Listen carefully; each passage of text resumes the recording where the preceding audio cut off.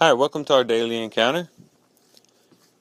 As we go further and further into the book of Psalms, it becomes quite evident that there are basically two lines that run through the book of Psalms, two themes, two thoughts, and that is the struggles of humanity and the glory of God.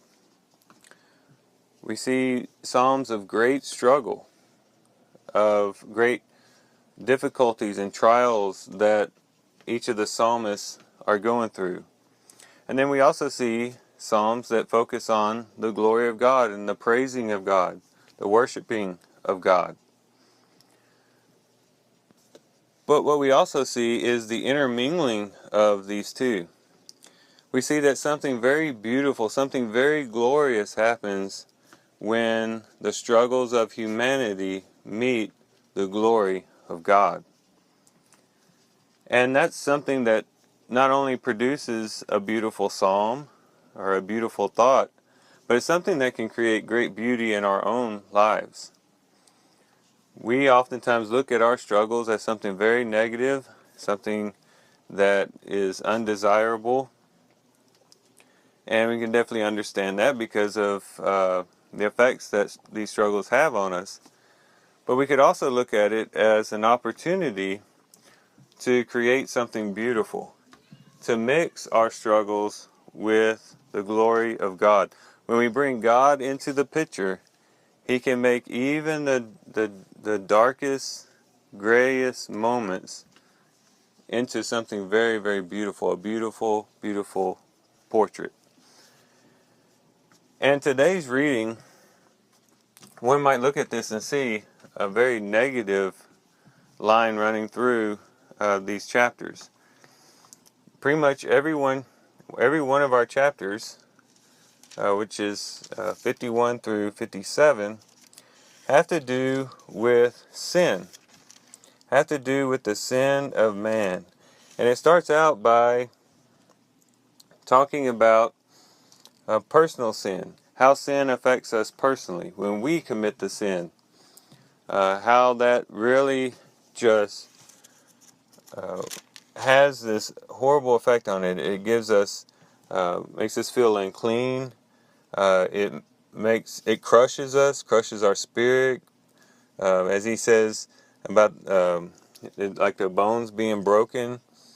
It also causes us to always have this disconnect between God and ourselves. We just feel distant from God because of our sin. It breaks our fellowship and communion with the Lord. And Psalms 51 pretty much focuses on that. And then the rest of the chapters have to do with the effect of sin when other people sin against us. And I think we all have to say that we've felt both of those things in our lives. We know what it feels like to sin. We definitely know what it feels like to sin. All have sinned and fall short of the glory of God. And so we know that how heart-wrenching it is, especially once we become believers, once we have this relationship with God, and we sin against Him, it breaks our heart. Sometimes just to think about how we could sin against a God who has shown us such love and such mercy. And if we get to the point where we don't feel that remorse for our sins, then we've got to really check ourselves and see where we're at spiritually. But typically, a Christian is going to feel very, very bad for his sins. But we also know how horrible it feels when someone sins against us. When you have someone who is perhaps an abusive father or abusive husband, or you have someone who speaks harshly to you, someone who mistreats you, someone who takes advantage of you, someone who doesn't care for you, someone who neglects you or ignores you. There's a lot of ways in which we feel the effects of sin coming from other people and emanating from the lives of other people, and how it affects our heart. It not only affects us outwardly, but affects us to the very core of our being. Sin has an ugly, nasty effect on us, whether it's we ourselves committing the sin or someone else committing the sin in a way that affects us.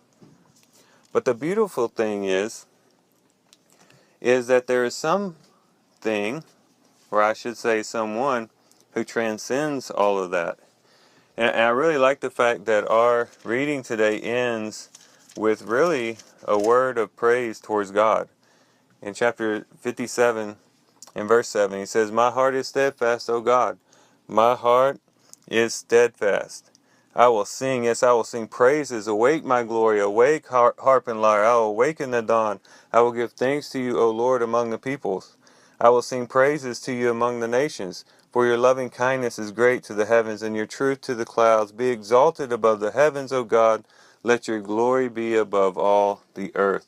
When we focus upon the glory of God, the wonder of God, the beauty of God, the greatness of God, we can lift up our souls out of the drudgery of this sin-laden world. And when we focus upon God and His purity and His goodness, it can get us out of this negative vibe that we might get a lot of times when we look at the people around us and how sinful they are, how maybe they don't even reach our standards, much less God's standards. And we look at ourselves, how we don't reach our own standards or God's standards. And just keep in mind that there is a God full of glory, but also full of grace, full of loving kindness. And that's what David found in God. When he sinned and he committed adultery with Bathsheba, which is most likely what Psalms 51 is all about, he went to the Lord. And he said this, he said, "Purify me with hyssop, and I shall be clean. Wash me, and I shall be whiter than snow. Make me to hear joy and gladness. Let the bones which you have broken rejoice. Hide your face from my sins, and blot out all my iniquities." He knew that God was a person who could be entreated, who he could confess his sins to and find forgiveness. And we can find that as well. We can find forgiveness and healing in our God. And so we can focus upon Him, His glory, His goodness, His greatness, and we can also bring our sins to Him and see Him as our Redeemer, as the one who cleanses us and washes us and makes us clean in His sight. So this is what we have. This is a wonderful gift that we have, a wonderful blessing or privilege, whatever you want to call it, that we have as Christians, to have a relationship with such a God who can share His glory with us while we struggle here on this earth, and that He can create such beauty, such wonders, such grace in the midst of it all. Well, I thank you guys for listening in today. I love you guys. Hope you guys have a great day. God bless.